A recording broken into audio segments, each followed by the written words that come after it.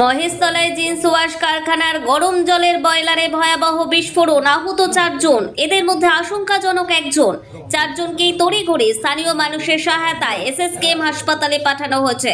Police এবং স্থানীয় সূত্রে জানা গিয়েছে, গতকাল রবিবার আনুমানিক সন্ধে 7:15 নাগাদ এই বিস্ফোরণটি ঘটে। মহেশতলা পৌরসভার 21 নম্বর ওয়ার্ডের আকরা রয়্যাল মার্কেটের ভিতরে রবি কুমার মাহাতোর ওয়াশ কারখানাতেই এই বিস্ফোরণটি ঘটে। রবি কুমার মাহাতো আকরা ফটকের বাসিন্দা, বহু বছর ধরেই তিনি এই কারখানাটি চালাচ্ছেন।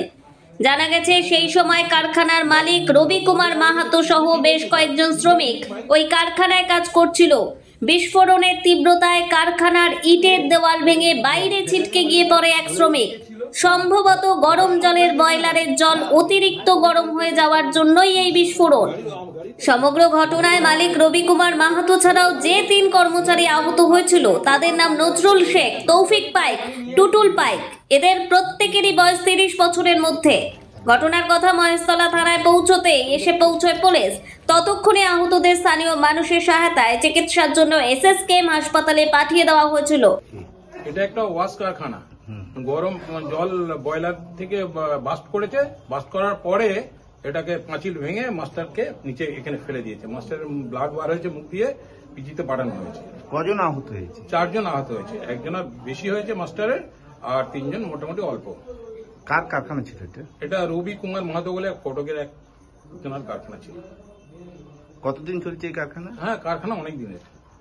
মূলত কারখানায় কি কাজ হয়? জিন্স প্যান্ট হয়, শার্ট হয়, ওয়াশ হয়, কালার হয়। কালার হয়।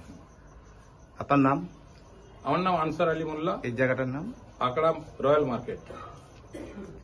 জিন্স প্যান্ট ওয়াশ কারখানাটি আপাতত বন্ধ করে দিয়েছে মহেশতলা থানার পুলিশ প্রশাসন। মহেশতলা থেকে টিনা রায়ের রিপোর্ট, খবর 7 দিন।